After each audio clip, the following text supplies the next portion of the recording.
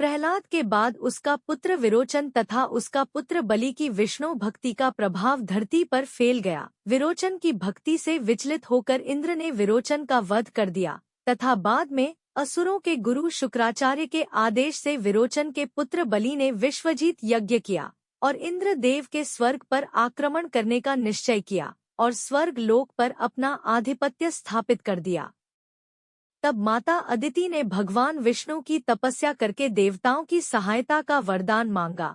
तब भगवान विष्णु ने कहा कि है माता, मैं जल्द ही आपके घर से जन्म लेकर अपने भाइयों की सहायता करूंगा। और कुछ दिवस बाद भगवान विष्णु ने माता अदिति के गर्भ से वामन अवतार के रूप में जन्म लिया, जो भगवान विष्णु के 5वें अवतार थे। और कई वर्षों के बाद राजा बलि ने एक यज्ञ का आयोजन किया तो वामन अवतार उस यज्ञ में सम्मिलित हुए।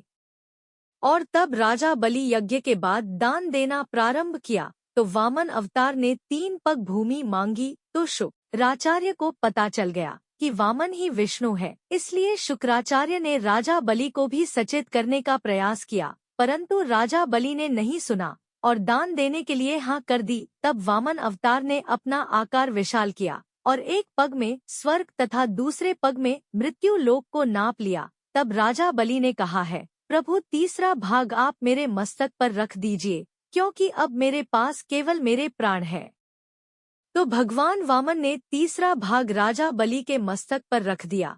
तब वामन अवतार ने भगवान विष्णु का रूप धारण कर लिया और कहा, है राजन, तुम असुर होकर देवता तुल्य पूजने योग्य हो। मैं तुम्हें वरदान देता हूँ कि तुम आज से दानवीर बलि के नाम से भी जान जाओगे। अब तुम पाताल लोक जाकर एक न्याय पूर्वक शासन करो। राजा बलि ने ठीक वैसा ही किया जैसा भगवान विष्णु ने कहा था और तब से राजा बलि दानवीर बलि के नाम से जाने लगे।